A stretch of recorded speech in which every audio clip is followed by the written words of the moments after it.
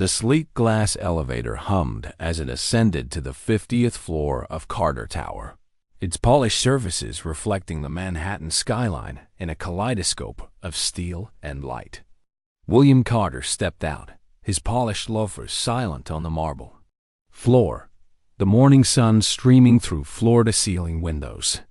The view was breathtaking, a sprawling canvas of skyscrapers piercing the clouds, but today it felt distant, almost irrelevant.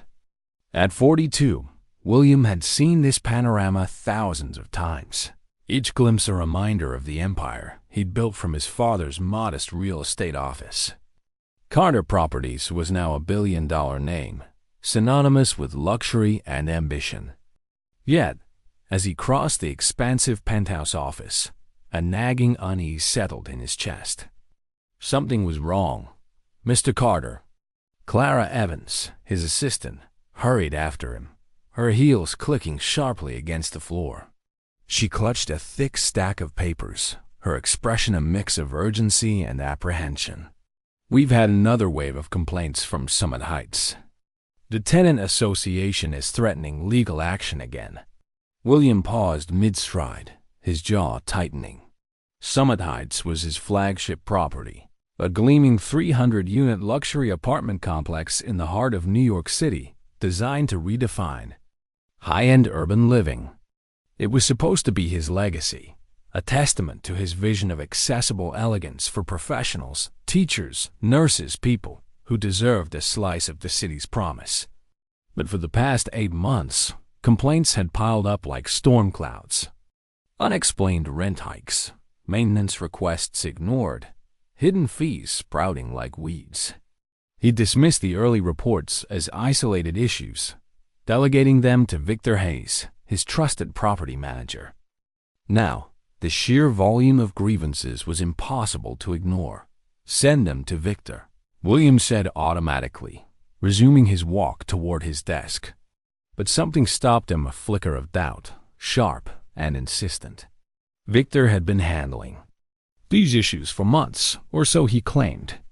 Yet the complaints kept coming, each one more desperate than the last.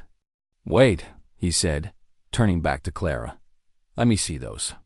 Clara handed over the stack, her brow furrowed. "There's a handwritten letter in there, sir, from a Mrs. Margaret Walsh. It's personal." William settled behind his mahogany desk, the city buzzing 50 stories below, and began sifting through the documents. The complaints painted a grim picture, a $500 community enhancement fee that appeared without warning, a broken elevator that hadn't been fixed in weeks, despite a hefty amenity charge, a single mother facing eviction over a disputed late payment she swore she'd never missed. But it was Margaret Walsh's letter that stopped him cold. In neat, trembling handwriting, the elderly tenant described being charged triple for a plumbing repair that never happened. "We've lived here for 12 years, she wrote. "This was our home. Now it feels like a trap." William's fingers tightened around the paper. His father's voice echoed in his mind, a memory from decades ago. "Build homes, William. Not just buildings. People trust us with their lives." His father had run a small real estate office, never chasing wealth, but always prioritizing tenants. William had taken that legacy and scaled it into an empire. But had he lost sight of its soul? Summit Heights was his crown jewel, yet it was failing the very people it was meant to serve. The intercom buzzed, pulling him from his thoughts. "Mr. Hayes is here for your 10 a.m. Clara's voice crackled. "Send him in," William replied, his tone clipped. He leaned back in his chair, watching the door. Victor Hayes entered with his usual polished charm, his tailored suit impeccable, his smile as smooth as the glass walls surrounding them. "William, just the man I wanted to see," he said, his voice warm but calculated. "I've got great news about the Q3 projections. Let's talk about Summit Heights first." William interrupted, his eyes narrowing as he studied Victor's face. "I'm looking at over 60 complaints this month alone. Rent hikes, ignored maintenance, hidden fees. What's going on?" Victor's smile didn't waver, but a flicker of something nervousness. Calculation passed through his eyes. The usual handful of difficult tenants, he said, leaning forward conspiratorially. You know how it is, William. Some people will never be satisfied. We're running everything by the book, I assure you. 60 complaints in a 300-unit building isn't a handful. William countered, his voice steady but firm. I want to see the maintenance logs and financial records for the past year. Of course, Victor replied, his tone as smooth as ever. Though, with the new digital system rollout, it might take a few days to compile everything. You know how these things go. William nodded, but his instincts screamed that something was off.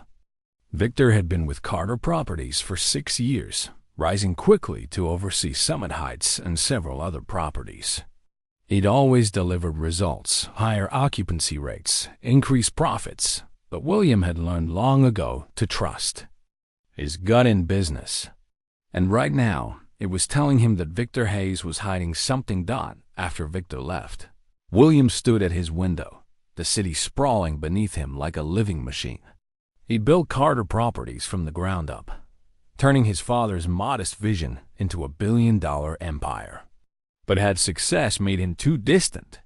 Had he entrusted too much to men like Victor, men who spoke of profit margins while tenants like Margaret Walsh pleaded for fairness? The complaints gnawed at him, each one a crack in the facade of his company's reputation. That evening, alone in his office, William made a decision that would change everything. He pulled up the Summit Heights website on his laptop and began filling out a rental application under the name James Miller.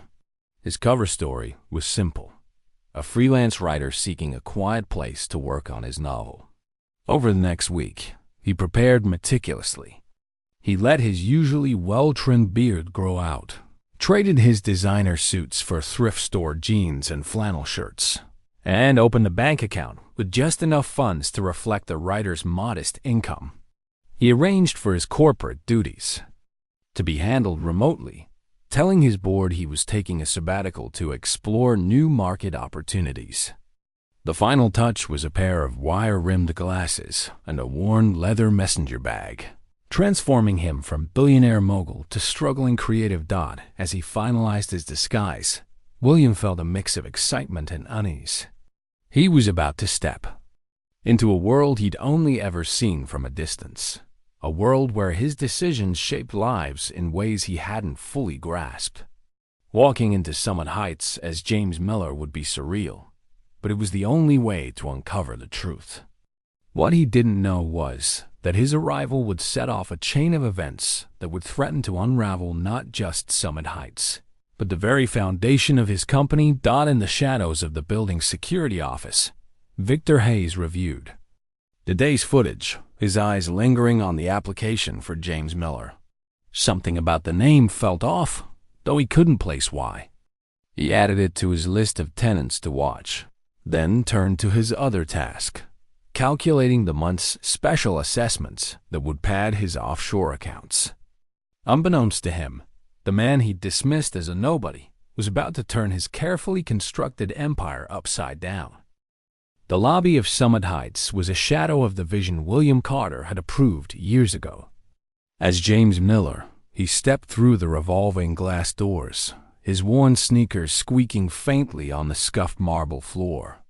The chandelier overhead flickered, casting uneven shadows across wilted potted plants and a faded welcome sign. The air carried a faint musty odor, a far cry from the crisp elegance he'd envisioned for his flagship property. At 42, William had overseen the design of dozens of luxury buildings, but seeing Summit Heights from the perspective of a prospective tenant was jarring. The reality didn't match the glossy brochures, and the discrepancy gnawed at him. Mr. Miller? A young woman emerged from the leasing office, her smile bright but strained. Emily Harper, according to her name tag, wore a blazer that was slightly too big, as if she borrowed it for the occasion. We're so excited you're interested in joining our community. Though, I should mention, the rent for the one-bedroom unit has increased slightly since the listing went up. William adjusted his wire-rimmed glasses, feigning mild surprise. By how much? Just 15%, Emily said, her tone overly cheerful. Market adjustments, you understand. Plus, there's our standard amenity fee, processing fee, and community enhancement charge. William's jaw tightened, but he kept his expression neutral. None of those fees were part of Carter Properties' approved pricing structure. He'd spent years ensuring Summit Heights offered fair, transparent rates to attract middle-class professionals, teachers, nurses, civil servants. Yet here was Emily, rattling off charges that sounded like they'd been invented on the spot. I see, he said, scribbling a note in his weathered journal, a prop for his James Miller persona. Can we take a look at the unit? Emily led him to a modest one-bedroom apartment on the 15th floor. The elevator juddered unnervingly, its mirrored walls smudged with fingerprints. The apartment itself was clean but sparse, with a faint water stain on the ceiling and a window that rattled in its frame. It's a great space for a writer, Emily said, gesturing vaguely. Quiet with a nice view. William nodded, his mind racing. The water stain suggested a leak that hadn't been addressed, and the nice view was partially obscured by a neighboring high-rise. He signed the lease as James Miller, his signature deliberately shaky to match his cover as a struggling freelancer. As Emily handed him the keys, he caught a glimpse of her weary eyes. She was young, likely under pressure from above, and he wondered how much she knew about the building's operations. 3 days later, William moved in with 2 battered suitcases and a second-hand desk he'd bought to complete his disguise. Standing in the bare apartment, he looked out at the city lights, a view that felt both familiar and alien. As William Carter, he could have bought this building 10 times over. As James Miller, he was just another tenant, vulnerable to the same system he'd created. The thought sent a shiver through him, not of fear, but of purpose. He was here to uncover the truth. No matter how ugly, his first night was interrupted at 3 a.m. by a steady drip from the ceiling, brown water pooling on his desk. He grabbed a bowl to catch it, cursing under his breath, and logged into the building's app to file a maintenance request. The interface was clunky, clearly outdated, and the urgent option seemed to do nothing. By morning, the drip had become a trickle, and his request was still under review. Frustration simmered, but it was tempered by a grim realization. This was the reality for Summit Heights residents.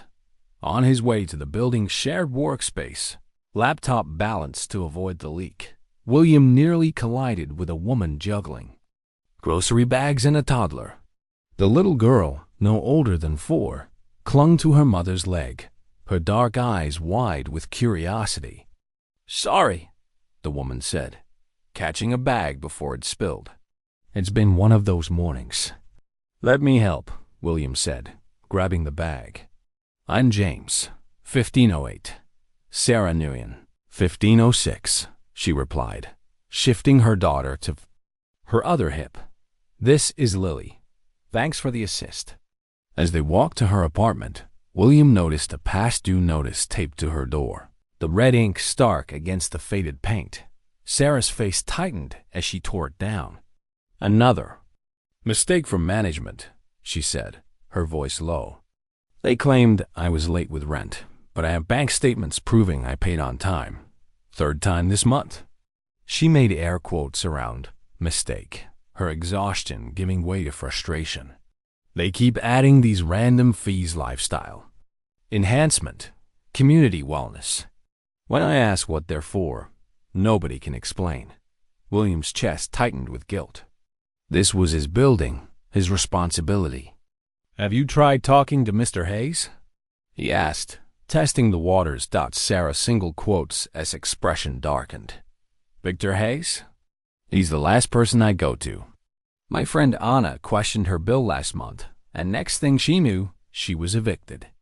For lease violations, Nobody could explain. I'm a nurse, working double shifts just to keep up. Lily's daycare takes half my paycheck. Her voice cracked, and she quickly wiped her eyes. Sorry, I don't usually dump my problems on strangers. Don't apologize, William said, his voice softer than he intended. Sounds like you're dealing with a lot. Sarah managed a weak smile before disappearing into her apartment. William stood in the hallway, the past due notice crumpled in his hand.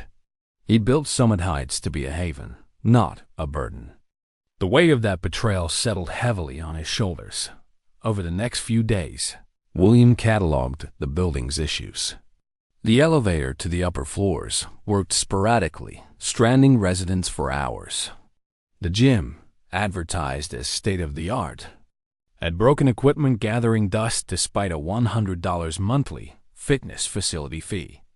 The security cameras in the parking garage were temporarily out of order, according to a faded sign, leaving cars vulnerable to vandalism. In the garage, he met Daniel Brooks, a retired Marine with a slight limp and sharp, observant eyes. Daniel was photographing a long scratch down his car's driver's side, his jaw set. Fourth time this month, Daniel said grimly when William offered to help. Always happens right after I file a complaint about the building. Coincidence, right?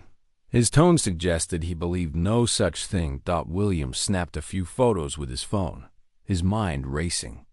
You think it's targeted? Daniel's eyes narrowed. Let's just say I don't believe in that many coincidences. That evening, William received his first monthly statement as James Miller. Hidden among legitimate charges were suspicious items: a $150 documentation processing fee, a $200 seasonal adjustment charge, and a $75 late fee for a payment he'd submitted early. He marched to the management office, where a clerk dismissed his questions with practiced indifference. All standard fees, Mr. Miller. Would you like to set up a payment plan? Back in his apartment, William lay awake, the drip of the unrepaired, sealing a constant reminder of the building's neglect. He pulled out his laptop and began cross-referencing the fees against Carter Properties' official policies. None matched. Either his entire corporate oversight system had failed, or something more sinister was at play. His phone buzzed with a text from the management office. Urgent noise complaint filed against Unit 1508. First warning. 3 warnings result in lease termination. He hadn't made a sound all evening. Staring out at the city lights, William realized he wasn't just uncovering mismanagement. He was stumbling into a carefully orchestrated system of exploitation. Somewhere in Summit Heights' records lay the proof he needed. But first, he had to survive as a tenant long enough to find it. Late that night, in the basement laundry room, William overheard a hushed conversation. He'd come to wash clothes. A mundane task to maintain his cover, but the flickering fluorescent lights and eerie silence set him on edge. Footsteps approached, and he instinctively stepped behind a row of industrial dryers. Through a gap, he saw Sarah Nguyen, clutching a laptop, and Daniel Brooks spreading papers across a folding table. Are you sure about this? Sarah whispered, her voice trembling. If we're wrong, we're not wrong, Daniel cut in, his tone firm. I've been tracking every transaction. The evidence is here. William held his breath, his heart pounding. Whatever they'd found, it was the key to unraveling Summit Heights' secrets, and he was determined to be part of it. The fluorescent lights in Summit Heights' basement laundry room flickered, casting jagged shadows across the concrete walls. William Carter, still cloaked in his James Miller disguise, pressed himself deeper behind the row of industrial dryers, his heart pounding as he strained to hear the whispered conversation between Sarah Nguyen and Daniel Brooks. The air was thick with the scent of detergent and damp clothes, but the tension in the room was heavier. Sarah clutched her laptop like a lifeline, while Daniel spread a handful of papers across a folding table, his movements precise despite the faint limp in his step. Are you sure about this? Sarah's voice trembled, barely audible over the hum of a washing machine. "If we're wrong, Daniel, they'll come after us. I can't lose this apartment. Lily's school is here. My job is walking distance. Moving would break us." "We're not wrong," Daniel replied, his tone low but resolute, like a soldier delivering a briefing. "I've been tracking every number, every transaction. The evidence is right here." He tapped a document, his finger jabbing at a column of figures. "Look at these maintenance invoices. The ones filed with corporate show standard rates $200. For a plumbing fix, $150 for electrical work. But what tenants are actually charged? Triple that. Where's the difference going?" William's breath caught. His mind raced back to the complaints he'd read in his penthouse office. Margaret Walsh's letter about a $600 plumbing fee for a repair that never happened. Sarah's community wellness charges. He'd suspected mismanagement, but this was something else. A deliberate, systematic scheme. Sarah pointed at her laptop screen, her hand shaking. "The numbers don't match the corporate database at all. My nephew, he's a tech whiz, helped me run a comparison. The building's public records show rent increases capped at 5%, but tenants are paying 15 to 20% more. And these fees," she gestured to a spreadsheet, "they're being funneled to a shell company called Prime Estates, LLC. It doesn't even exist." Daniel pulled out another document, his eyes scanning the room as if expecting an interruption. "And here's the kicker. Remember Anna Thompson, the music teacher in 2001, evicted last month for repeated noise violations? Her payment history shows every rent check was on time, but the system marked them late to justify kicking her out. They're targeting units they can flip for higher rent." William's blood boiled. Anna Thompson's name had come up in Sarah's stories, a single woman who taught piano to local kids, forced out with nowhere to go. He gripped the edge of the dryer, fighting the urge to step out and demand answers. But he couldn't not. Yet, as James Miller, he was just a tenant, powerless until he had proof that would hold up in court. "That's not even the worst part," Daniel continued, lowering his voice further.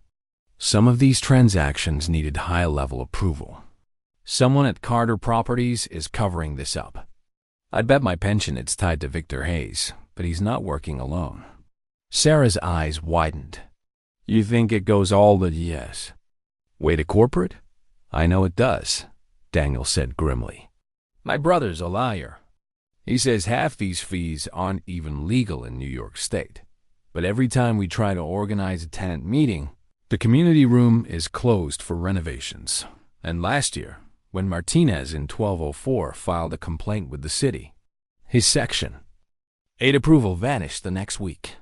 A sudden bang from upstairs made them both jump. Sarah slammed her laptop shut, and Daniel swept the papers into a folder. "We need to be careful," he warned. "Victor's got eyes everywhere. If he finds out we're digging—" "I can't." Sarah cut him off, her voice cracking. "I can't lose this place. Lily's already been through too much." She clutched her laptop tighter, her knuckles white. "Just keep gathering evidence," Daniel said, his tone softening. "We'll expose this, but we have to be smart." They left separately, Sarah hurrying out with her laptop, Daniel limping, more noticeably under the weight of their discovery. William waited until the room was silent, his laundry forgotten, his mind a storm of rage and guilt. This was his building, his company, and it had been turned into a machine that preyed on people like Sarah and Anna. How had he let this happen under his watch? Back in his apartment, William opened his laptop, the steady drip from the still unrepaired ceiling a maddening metronome. Using a secure VPN, he accessed Carter Properties' financial network, a skill from his early days as a software developer, a detail he'd kept out of his billionaire public profile. The building's records confirmed Daniel's findings. A shadow accounting system siphoned money from rent payments, maintenance fees, even utility bills. Transactions led to Prime Estates LLC, which traced to an offshore account in the Caymans. The scale was staggering millions of dollars, vanishing into a black hole. But Daniel's words about corporate involvement haunted him. William pulled up years of audit reports, his fingers flying across the keyboard. A pattern emerged. The same senior auditor, Robert Pierce, had overseen Summit Heights for 3 years, recommended by none other than Victor Hayes. Robert, a quiet man with a knack for numbers, had always seemed loyal. Could he be complicit? The thought made William's stomach churn. The next morning, William's investigation took a dangerous turn. He found a new notice slipped under his door. Unit 1508 scheduled for mandatory inspection tomorrow. Noncompliance may result in lease termination. The timing was no coincidence. Someone was watching him. In the parking garage, he spotted Daniel photographing fresh damage to his car. All 4 tires slashed. "They're sending a message," Daniel muttered, glancing at a maintenance worker speaking into a radio nearby. "Be careful, James. They've got new cameras in the hallways, now ones that record audio." William's pulse quickened. He returned to his apartment and began cross-referencing tenant complaints with financial records. Working late into the night, he found evidence of systematic intimidation. Residents who questioned fees received eviction notices for fabricated violations. Others faced vandalism or sudden maintenance delays. A chilling realization hit him. Victor wasn't just skimming money. He was running a predatory system that punished anyone who spoke out. Desperate to connect with Sarah and Daniel, William attended a covert tenant meeting organized in a cramped storage room, the only space not under management's control. The group was small: Sarah, Daniel, Margaret and Henry Walsh, and a few others, but their stories were eerily similar. Margaret, her voice trembling, described a $200 security upgrade fee for cameras that didn't work. Henry, her husband, added, "We've been here 12 years. Now they're threatening to evict us over a late fee we never owed." Sarah spoke up, her eyes fierce despite her exhaustion. "I checked my bank records. Every payment was on time, but they're claiming I missed 3. If I lose this apartment, Lily and I are done." William, still playing James Miller, offered cautious support. "I've seen the same thing. Maybe we can pool our evidence, take it to the city." Daniel shook his head. "The city's housing department is in Victor's pocket. We need something airtight: documents, recordings, something they can't bury." As the meeting ended, William noticed a shadow lingering outside the storage room. His heart sank. Someone had been listening. Back in his apartment, he received another text. Second warning: Unit 1508 noise violation. 1 more results in immediate eviction. The message was clear. They were closing in. William sat in the dark, the city lights flickering through his rattling window. He wasn't just uncovering fraud. He was up against a machine designed to silence dissent. But he wasn't alone. Sarah's determination, Daniel's precision, and the resilience of residents like the Walshes gave him hope. He typed an email to Victor, posing as James Miller. "Dear Mr. Hayes, I'm struggling to understand the charges on my statement. Could we meet to discuss payment options? I'm worried about making ends meet." The trap was set. He just had to play the desperate tenant long enough to catch Victor in the act. William Carter, still disguised as James Miller, stood outside the management office of Summit Heights, his pulse hammering in his ears. The glass door reflected the dim glow of the lobby's flickering chandelier, a stark contrast to the polished elegance he'd envisioned when he'd approved the building's design. His phone, tucked in his pocket, was recording every sound, a precaution he'd taken after weeks of escalating threats, eviction notices, slashed tires, and the chilling realization that Victor Hayes was watching his every move. Tonight, he would play the role of the desperate tenant one last time, but the stakes were higher than ever. He'd bait Victor into revealing the truth, and with any luck, the evidence would be enough to bring down the entire corrupt system. William adjusted his wire-rimmed glasses, took a deep breath, and pushed open the door. The office was dark, lit only by the blue glow of Victor's computer screen. Victor Hayes sat behind his desk, his tailored suit pristine, his smile as smooth as ever. "Mr. Miller," he said, gesturing to a chair. "I understand you've been having concerns about our fee structure. I'm sure we can work something out." William sat, noticing a security guard stationed by the door, his broad shoulders blocking the only exit. The air felt heavy, charged, with unspoken menace.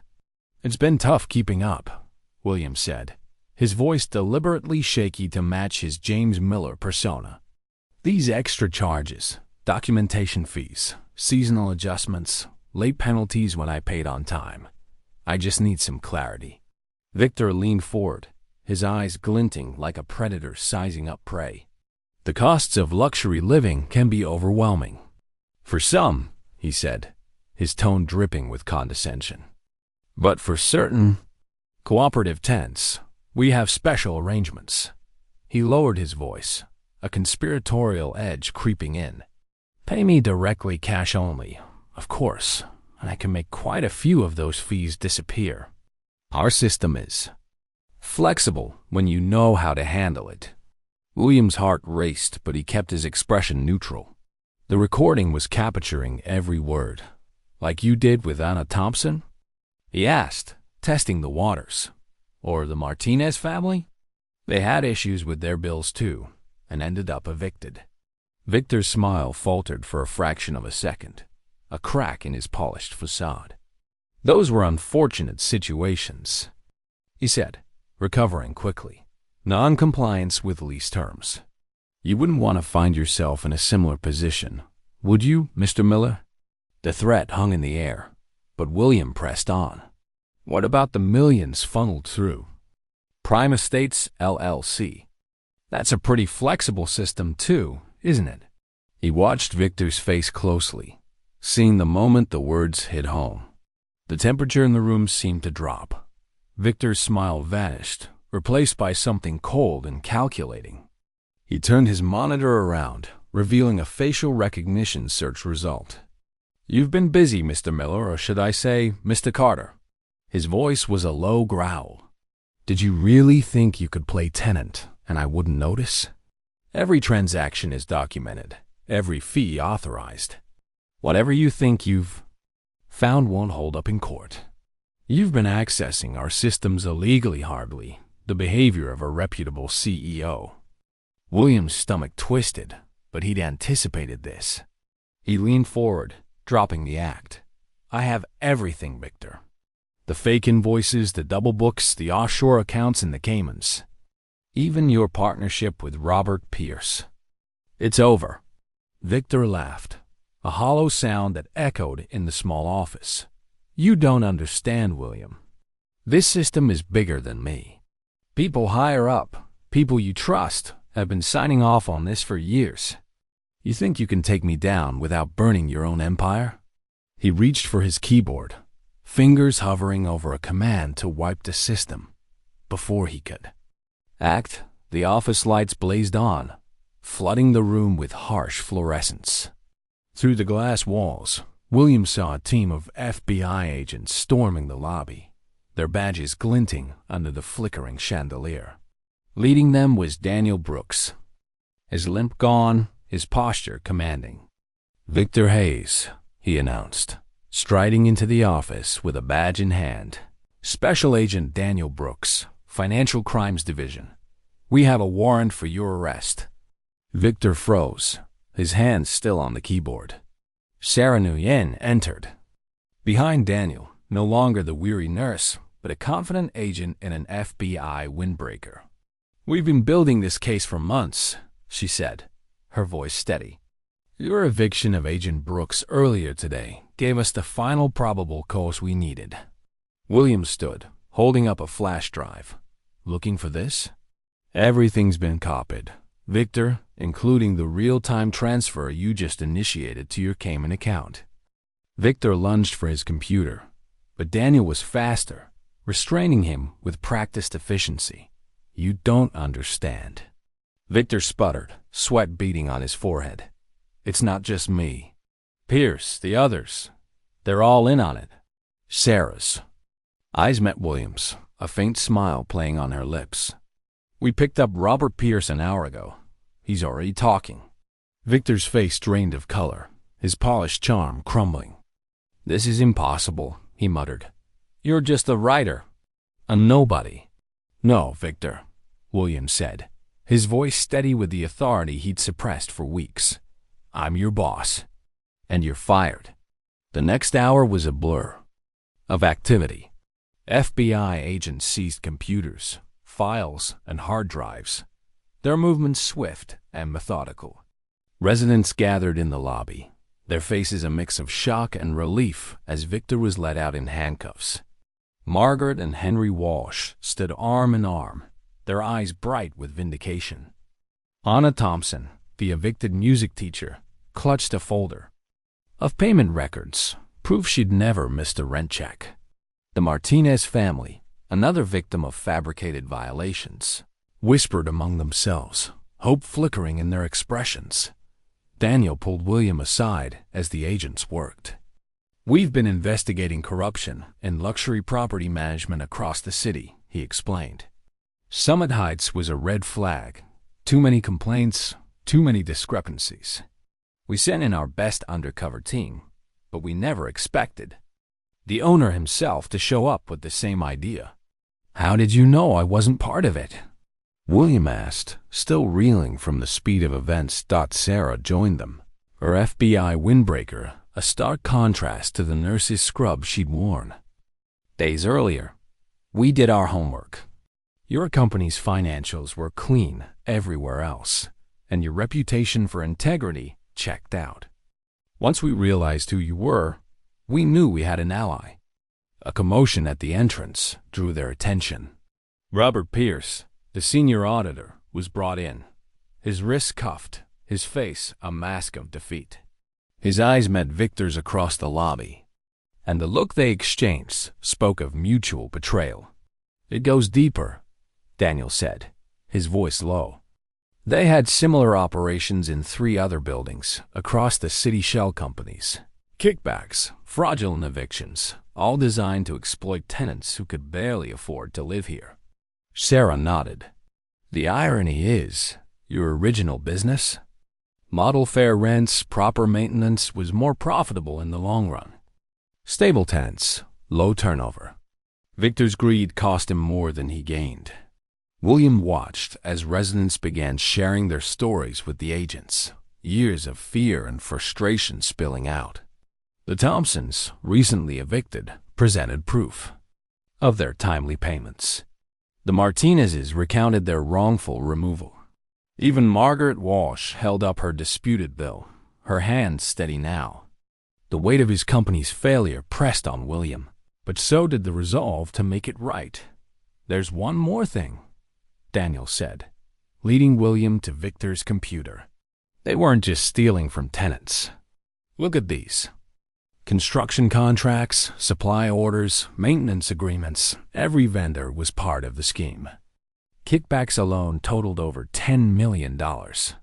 William's mind reeled. This wasn't just mismanagement. It was a criminal enterprise embedded in his company. How did I miss this? He murmured, more to himself than to Daniel. You trusted the wrong people, Sarah said gently. But you're here now. That's what matters. As the FBI secured the evidence, William's phone buzzed with alerts from his corporate office. The story was breaking on social media, with posts on X calling Summit Heights a scandal waiting to explode.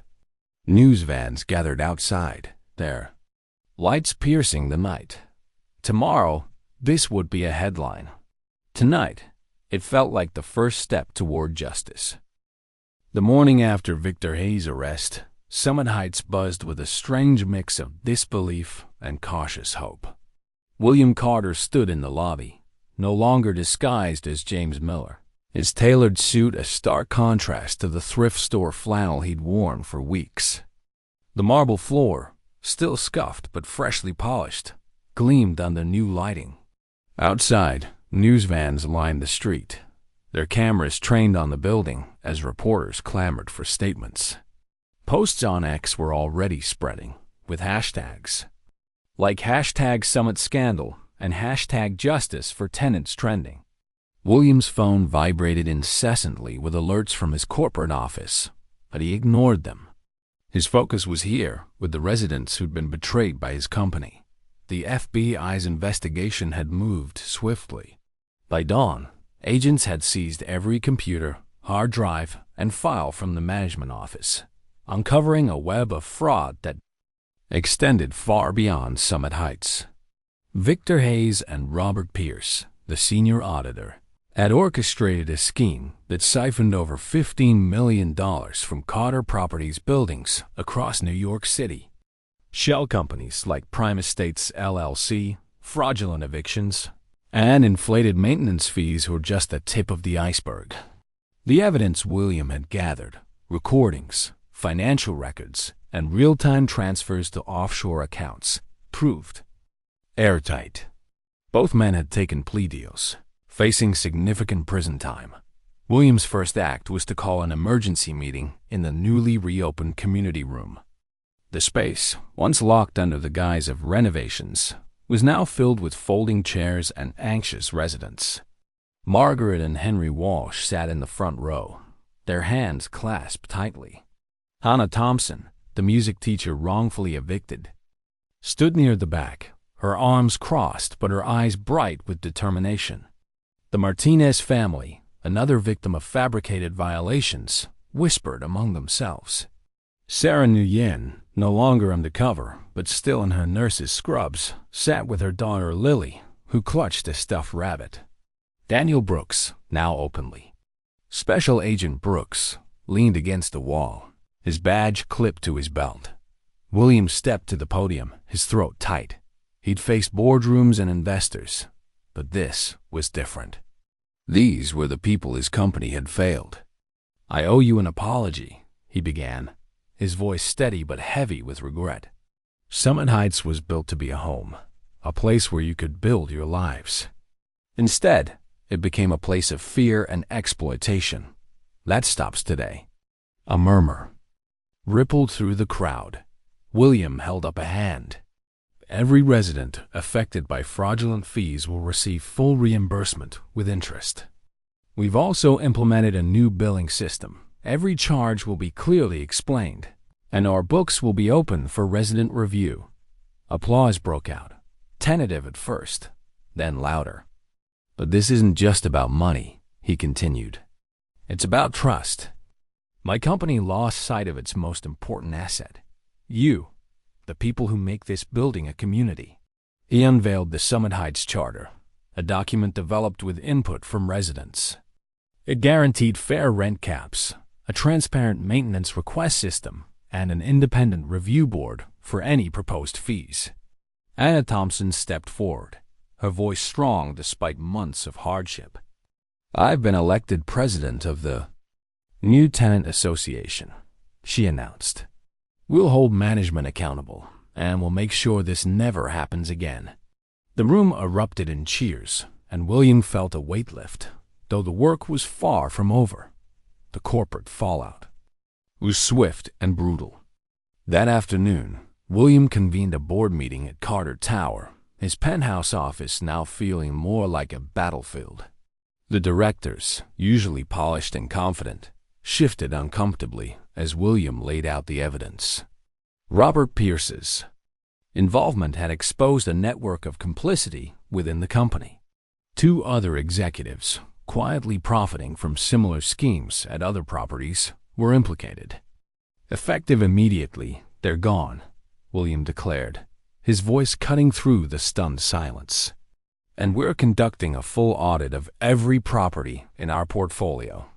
One board member, a longtime ally, protested. "William, this could tank our stock price." The media's already calling this the biggest property fraud case in the city's history. Then let it tank, William snapped. We built this company on trust, not lies. If we lose that, we've got nothing. He appointed a new compliance officer and mandated resident oversight committees for every building. The Summit Standards, as they came to be known, set a new benchmark for ethical property management. Back at Summit Heights, William walked through the lobby, now alive with activity. Maintenance crews, under new management, were repairing the broken elevator and replacing dead plants with vibrant greenery. Residents chatted, their faces free of the fear that had once defined them. Margaret Walsh approached him, her eyes bright. "Mr. Carter, we've been appointed to the Resident Oversight Committee," she said, gesturing to her husband. "We never thought we'd see this day." William smiled, but guilt lingered. "I should have seen it sooner. You deserved better." Henry Walsh clasped his shoulder. "You're here now.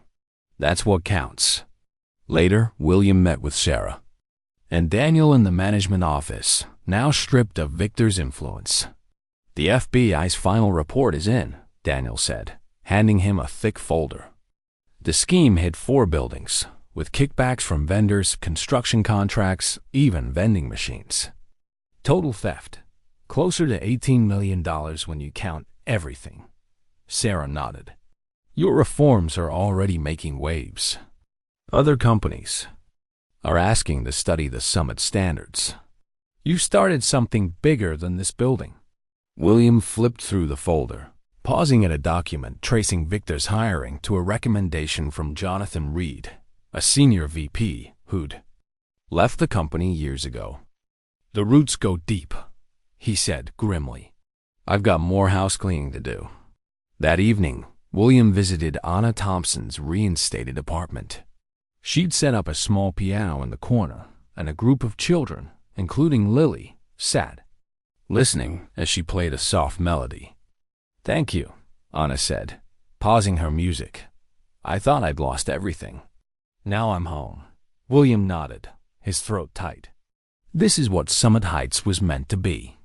As he left, he saw posts on X praising the changes. "Summit Heights is proof that people can fight back," one read. Another shared a photo of the renovated lobby, captioned, "Finally a home, not a scam." The media frenzy continued, but for the first time, William felt pride instead of shame. Summit Heights was no longer a scandal, it was a symbol of redemption. Yet, challenges remained. The city's housing department, embarrassed by its ties to Victor, was slow to cooperate. Some residents, scarred by years of mistreatment, remained skeptical. William knew trust would take time to rebuild. He moved his office to Summit Heights' ground floor, a signal that he was here to stay. Every day, he met with residents, reviewed complaints, and ensured the new systems worked. The dripping ceiling in his old Undercover apartment was fixed, replaced by a community center offering free financial counseling and legal aid. As the sun set over the city, William stood in the lobby, watching families return home. The Martinez family carried groceries, their eviction overturned. Margaret and Henry Walsh laughed with neighbors, their fear replaced by purpose. Summit Heights was healing, but William knew his work wasn't done. The deeper corruption in his company and the industry loomed large. Tomorrow, he'd face the board again, ready to uproot the last of the rot. Tonight, though, he allowed himself a moment of hope. He'd come to Summit Heights to uncover the truth, but he found something more, a community worth fighting for. 3 months after Victor Hayes' arrest, Summit Heights stood transformed, its once dreary lobby now a beacon of renewal. The marble floors sparkled under warm, energy-efficient lighting, and lush green plants breathed life into every corner. The elevator, once a rattling relic, purred smoothly, carrying residents to their homes with quiet efficiency. William Carter stood on the ground floor, his new office a modest space tucked beside the community center, a far cry from the penthouse he'd once occupied at Carter Tower. The move was deliberate, signaled that he was no longer a distant mogul but a leader rooted in the lives of his tenants. As he watched residents pass through the lobby, chatting companionably, he felt a quiet pride. Summit Heights was no longer just a building. It was a community reborn. The rooftop garden, a project William had championed, was the heart of this change. On a crisp autumn evening, with the city skyline painted in hues of gold and crimson, he climbed the stairs to find Margaret Walsh tending to a row of tomato plants. Her hands, once trembling with worry over eviction notices, moved with purpose, coaxing life from the soil. Nearby, children played, their laughter mingling with the rustle of leaves. Lily Nguyen, Sarah's daughter, sat at a wooden table, scribbling in a notebook, while Anna Thompson, now reinstated in her apartment, offered pointers on a math problem. "You know," Margaret said, offering William a ripe tomato, "when we moved back, I thought this was just PR. But this," she gestured to the thriving garden, "the children, the sense of peace, this is real." William bit into the tomato, its sweetness a testament to care and patience. "Sometimes you have to tear everything down to build it right," he said, echoing a lesson hard-learned. The transformation extended beyond aesthetics. The Summit Heights Charter, co-authored by residents, had reshaped the building's operations.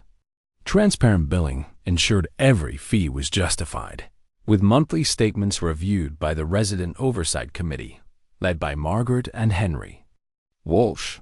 A new maintenance system guaranteed repairs within 48 hours, and the community center, once William's sparse undercover apartment, offered free financial counseling and legal aid.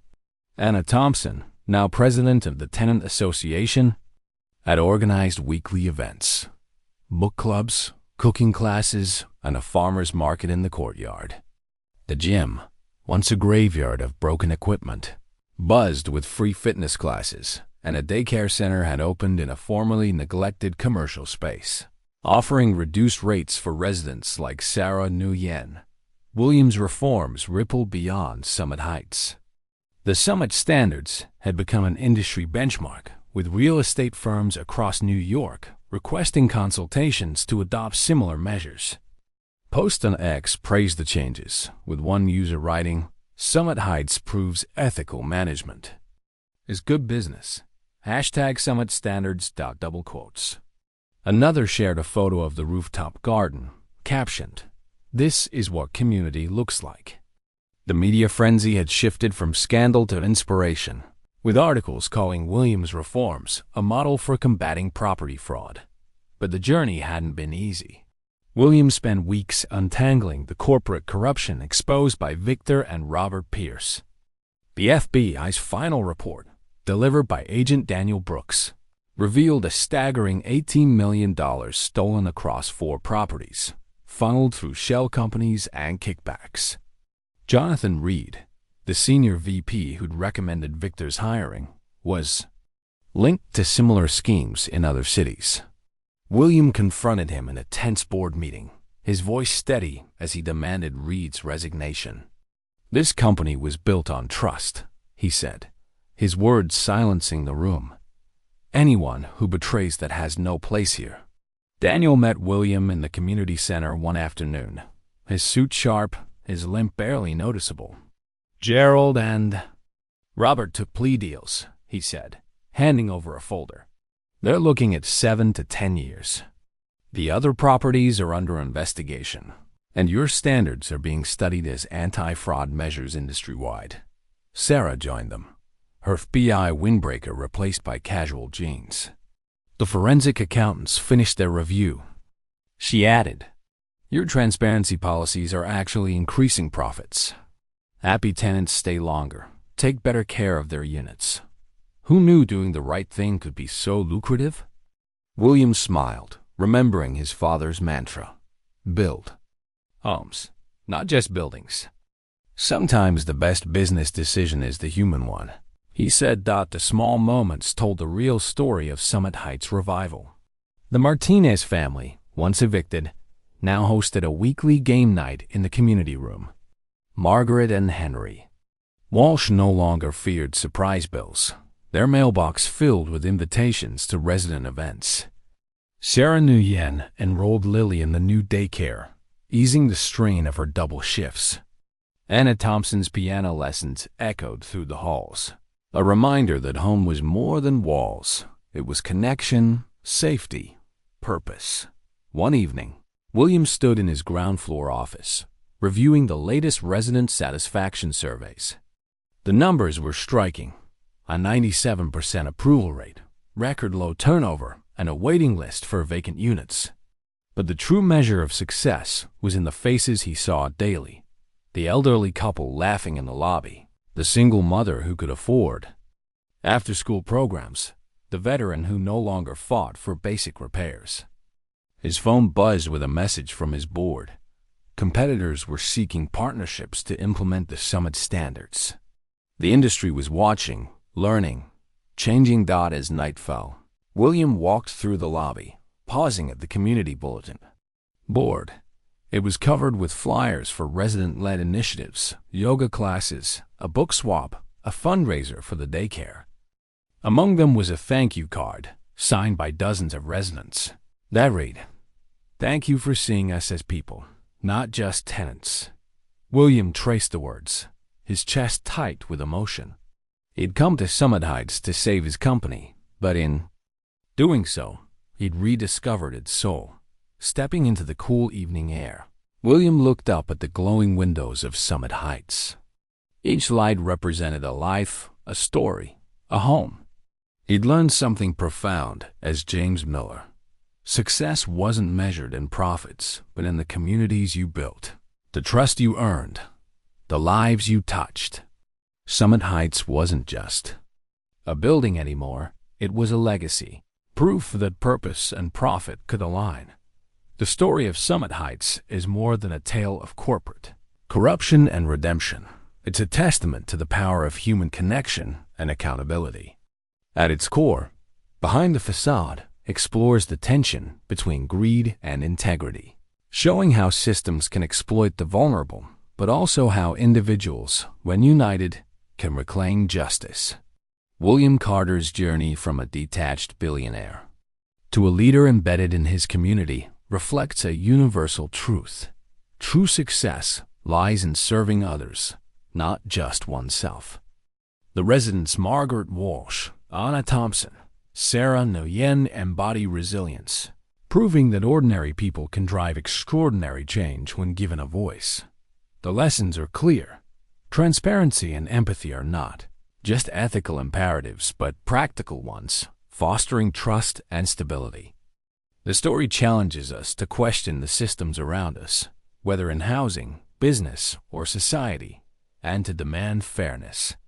It's a call to action to see people as more than numbers, to build communities that uplift rather than oppress. If this story moved you, join us at Legacy Stories on YouTube, where we share tales of courage, redemption, and human connection. Subscribe to Legacy Stories to explore more narratives that inspire change and remind us of the power of doing what's right. Hit that subscribe button and become part of a community dedicated to stories that matter.